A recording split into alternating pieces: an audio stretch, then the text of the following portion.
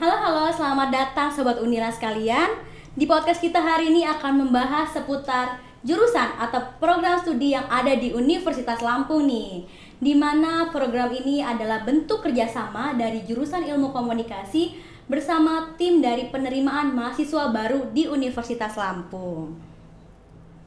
Oh iya, podcast ini tuh sangat cocok sekali buat kalian para calon mahasiswa untuk menambah informasi, referensi, ataupun sebagai bahan pertimbangan untuk memilih ataupun yang sesuai dengan keinginan dan minat yang kalian ingini.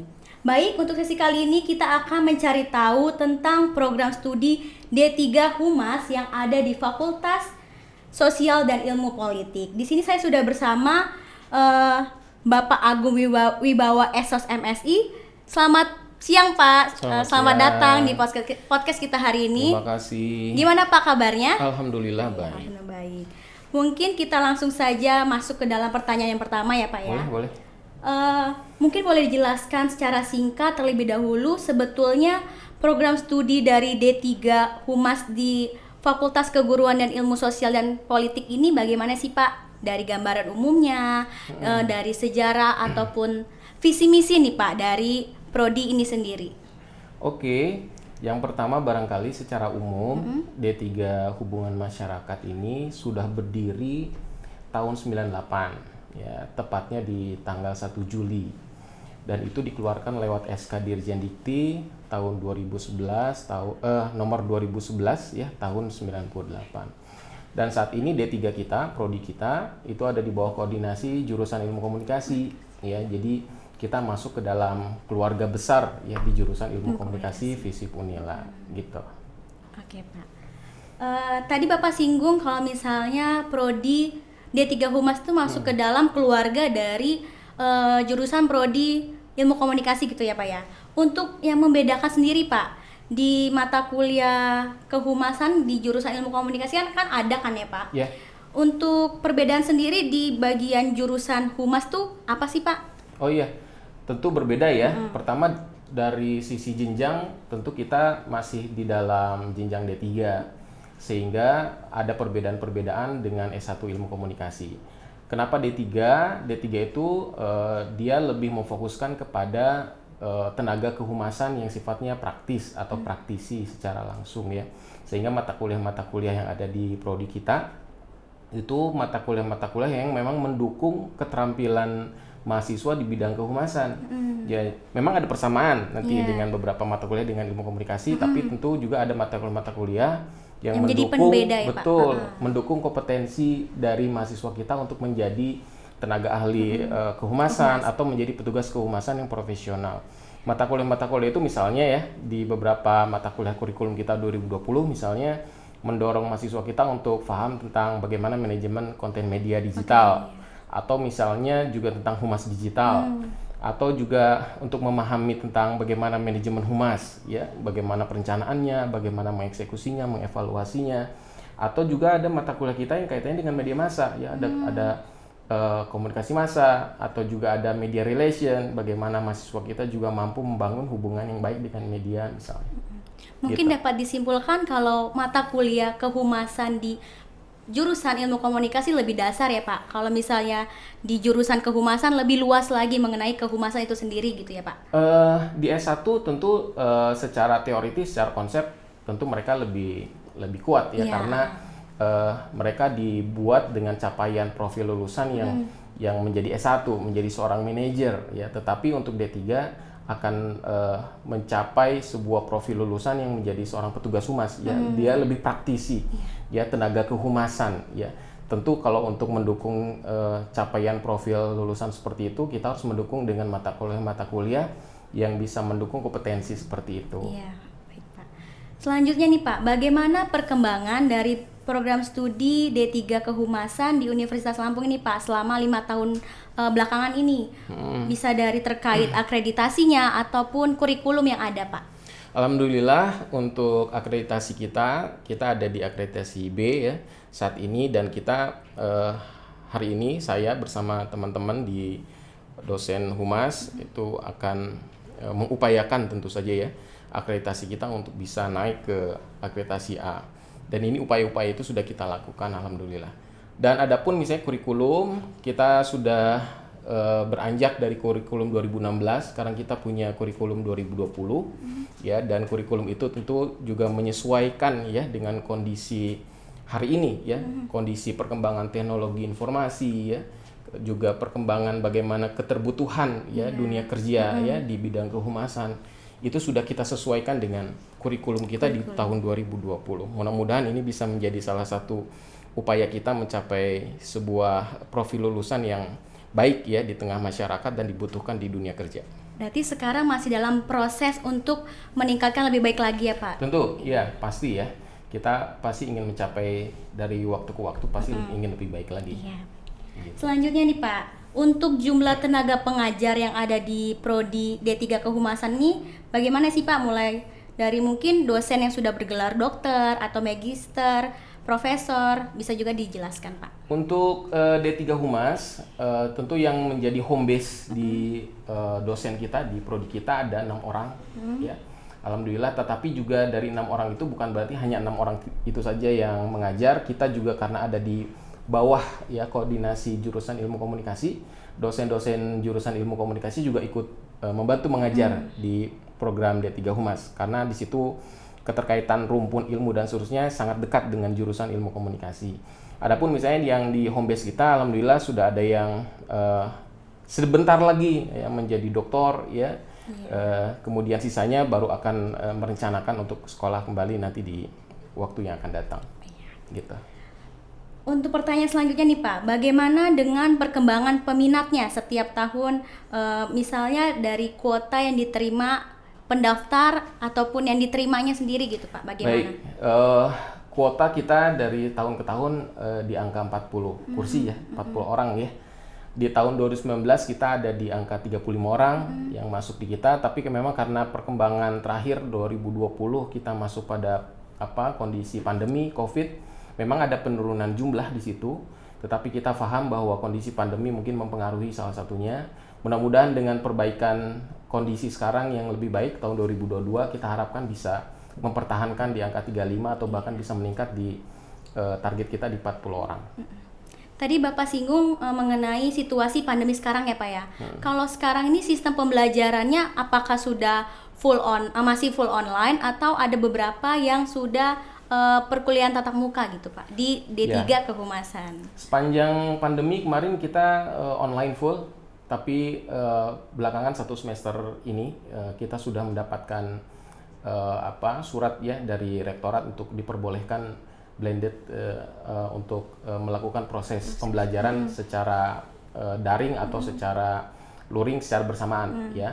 Dan ini sudah diberlakukan oleh beberapa dosen kita ya di mata kuliah tertentu yang memang membutuhkan pertemuan secara langsung walaupun tidak secara full ya, karena memang arahannya kita bisa melakukan perkuliahan offline dengan 50% atau 50% dari jumlah mahasiswa atau ruangan ya. Ruangannya misalnya ada 50, kapasitasnya hanya diambil 25, sisanya dengan cara online. Karena D3 ini kan keterbutuhannya akan lebih banyak praktik ya. Iya. Jadi keterbutuhan kita untuk pembelajaran secara langsung, secara luring itu juga jadi sangat penting untuk mahasiswa kita. Karena kalau praktik tanpa turun langsung itu kurang ya Pak ya. Betul. Jadi praktikum kita kebanyakan juga memang harus pertemuan secara langsung ya, ada di lab misalnya atau ada di pertemuan-pertemuan di tidak harus di lab, tetapi itu membutuhkan untuk pertemuan secara langsung untuk membangun kompetensi mereka secara langsung di sana. Oke Pak, selanjutnya nih Pak, untuk fasilitas atau sarana dan prasarana yang dimiliki dari program studi D3 Kehumasan nih apa aja sih Pak? Ya, karena kita di bawah jurusan ilmu komunikasi, maka beberapa fasilitas memang bisa dilakukan secara bersama-sama ya. Kita ada lab ya, lab komunikasi, ada beberapa lab kita yang juga bisa kita pergunakan di sana bersama jurusan ilmu komunikasi, ada lab TV, ada lab radio ya, ada lab fotografi, termasuk ruangan ini untuk smart room digunakan untuk beberapa fungsi ya, untuk blended learning ya, untuk pembelajaran secara combine ya. Itu bisa juga dilakukan dan itu fasilitas yang barangkali bisa kita pergunakan ya oleh dosen dan oleh mahasiswa. Oke. untuk program-program sendiri Pak, dari program-program yang bisa mahasiswa dapatkan gitu. Mungkin para calon mahasiswa Sobat Unila di sini masih bingung, ada nggak sih beasiswa ataupun program Kampus Merdeka gitu Pak di jurusan atau program studi D3 Kehumasan ini? Iya, untuk MBKM sendiri, ya ini fasilitas yang memang pemerintah kasih ke kita ya, untuk bagaimana mahasiswa kita diberikan kemerdekaan di dalam belajar. Nah, untuk D3 Humas sendiri, insya Allah mulai tahun ini di semester 5 ya, mahasiswa kita yang di semester 5 ini akan melakukan magang MBKM selama 6 bulan. Ya, dan ini baru pertama kali kita lakukan di tahun ini. Walaupun MBKM sudah berlaku di tahun yang sebelumnya. Tetapi kita punya kecenderungan dan kebijakan untuk bagaimana mahasiswa juga terlatih ya secara langsung di dunia kerja itu selama 6 bulan dengan mengikuti program MBKM. Nah, ini jadi penting bagi kita bagaimana mahasiswa bisa mengimplementasikan ya teorinya, atau praktek-praktek yang sudah dilakukan selama di kampus itu di dunia kerja. Tentu ini jadi salah satu tantangan sendiri bagi kita di Prodi, juga bagi mahasiswa sendiri ya.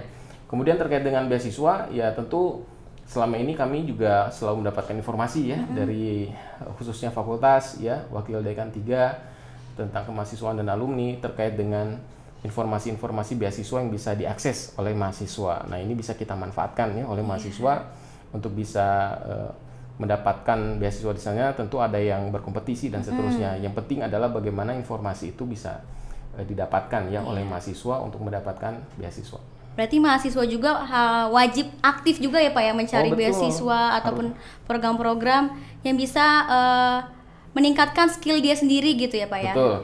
Karena informasi beasiswa ini penting kan, biasanya juga dikejar dan dicari oleh mahasiswa kan sebagai sebuah peluang ya untuk meringankan beban ya khususnya untuk orang tua. Oke, selanjutnya nih Pak, di program studi D3 Kehumasan ini apakah ada lembaga kemahasiswaan atau himpunan mahasiswa Pak khusus dari jurusan? Oh, tentu ada ya. Kebetulan nih baru koordinasi tadi nih dengan Ketua HMD ya, Himpunan Mahasiswa Diploma ya. Kita ada koordinasi ya dengan Prodi ya, dengan para mahasiswa kita yang aktif di himpunan mahasiswa, dan mereka juga termasuk bulan ini mereka tadi melaporkan akan mengadakan kegiatan perlombaan ya, melibatkan mahasiswa dan siswa ya, perlombaan poster misalnya dan seterusnya.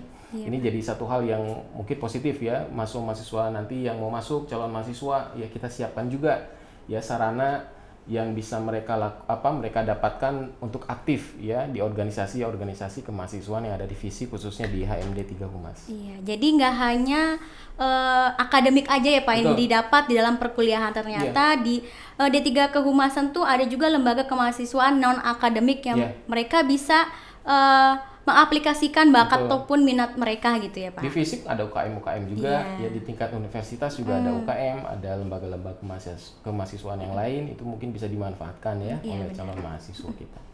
Oke nih Pak, selanjutnya Pak, untuk prospek kerja dari lulusan program studi D3 Kehumasan ini diarahkan ke arah mana sih Pak? Menarik ya, karena kalau kita perhatikan ya tentang profesi kehumasan, sebetulnya profesi kehumasan itu akan sangat dibutuhkan secara luas. Iya, di perusahaan bisa ya Pak? Di perusahaan swasta bisa, di organisasi pemerintahan bisa.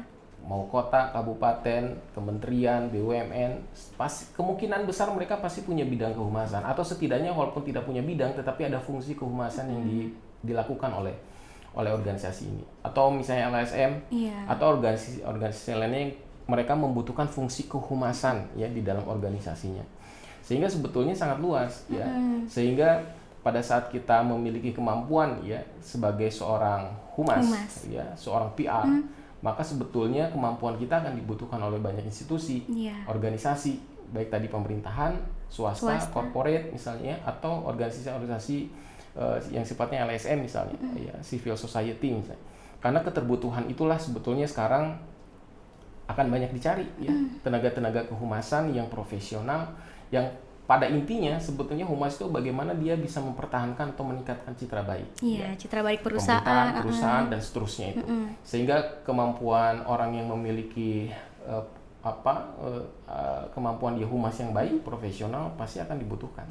Wah, menarik sekali ya Pak ya. Ternyata prospek kerja kehumasan tuh bisa ditaruh di pemerintahan, di Bisa, perusahaan. bisa di Ternyata perusahaan. banyak lembaga juga membutuhkan lulusan dari anak-anak Yes. mahasiswa lulusan program studi D3 Kehumasan. Atau juga media massa. Iya, Misal. bisa. Media massa mulai dari cetak, elektronik atau new media sekarang ya. Iya, Itu juga pasti akan membutuhkan ya bagaimana fungsi kehumasan Fungsi itu ada di dalam organisasi mereka. Iya, oke.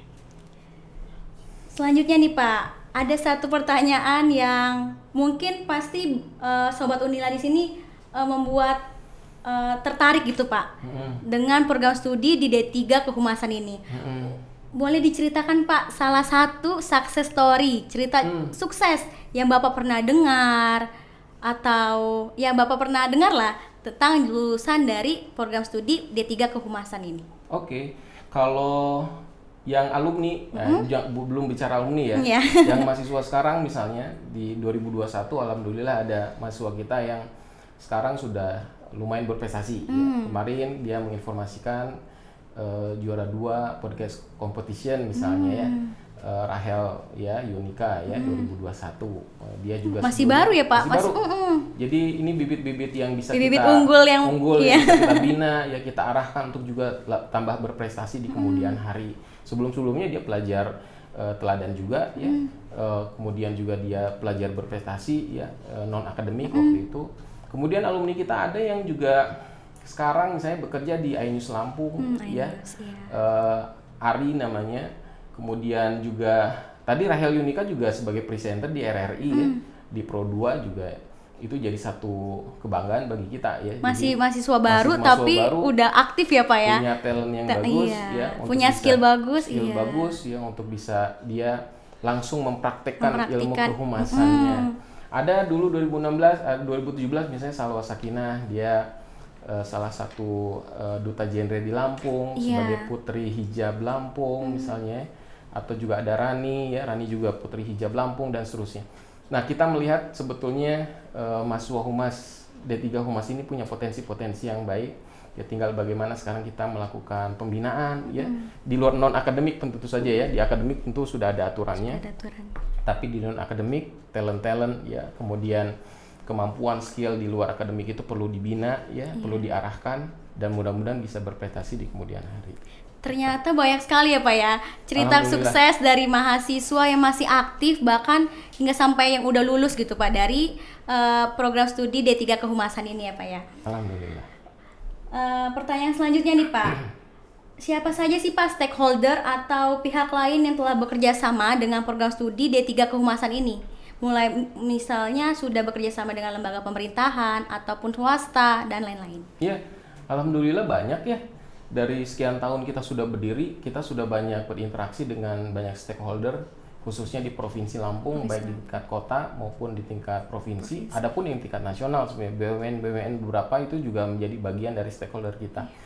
Kemarin kita di tingkat provinsi tentu dengan bidang-bidang atau dinas yang berkaitan, misalnya Dinas Diskominfotik Provinsi Lampung itu juga alhamdulillah mau menampung magang mahasiswa kita ya, dan di sana sangat diberdayakan, sangat baik sekali. Di tingkat kota kabupaten pun demikian. Kemarin ada mahasiswa kita misalnya 2019 yang di Pengadilan Sukadana ya, itu magang di sana dan langsung ditarik sebagai pegawai di sana. Langsung bekerja berarti ya Di Pak? 2019 langsung iya. bekerja alhamdulillah. Dan banyak lagi ya di beberapa tempat-tempat di media massa itu menjadi salah satu stakeholder kita juga.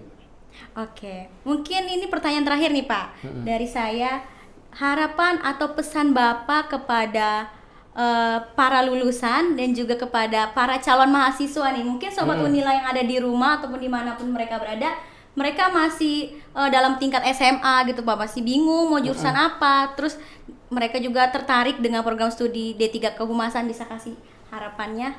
Kita ke alumni dulu ya. Oh ya, ke alumni dulu boleh. Untuk alumni tentu yang kita harapkan, terima kasih sudah menjadi bagian keluarga besar D3 Humas ya. Dan kalian akan menjadi duta-duta D3 Humas di luar sana ya, kemudian jaga integritas ya, jaga nama baik D3 Humas, FISIP dan Unila tentu saja, dan kalian harus tetap bangga dengan keberadaan kalian sebagai alumni di D3 Humas, FISIP, Unila. Untuk kalian yang masih bingung ya mau kemana kuliahnya,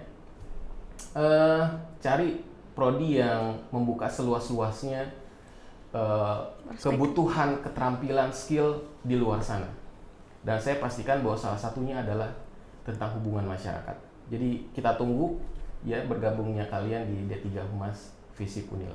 Oke, mungkin para sobat Unila masih bingung nih Pak, mau nanya-nanya ataupun masih mencari referensi tentang masih kepo-kepo gitu Pak tentang program studi D3 Kehumasan, bisa langsung cari kemana sih Pak, website atau Ya. media sosial dari jurusan sendiri? Kita ada website humas.visip.unila.ac.id ya, atau di Instagram HMD Humas Visip Unila juga bisa lewat sana. Oke, jadi para sobat Unila nggak perlu khawatir, bingung-bingung mengenai tentang informasi tentang D3 Kehumasan, bisa langsung cek ya Pak ya. Boleh. Ke websitenya, ke media Ke sosial media di sosialnya. Instagram. Oke, baik, menarik sekali ya Pak obrolan kita pada hari ini. Sebelumnya saya mengucapkan terima kasih kepada Sama-sama. Bapak atas Terima kasih. waktunya, menyempatkan waktu untuk menjadi narasumber kita di podcast pada hari ini. Terima kasih. Baik, itu tadi perbincangan kita Sobat Unila. Saya Grace Anastasia. Mohon maaf bila ada perkataan atau perbuatan yang telah saya perbuat. Sampai bertemu di sesi berikutnya.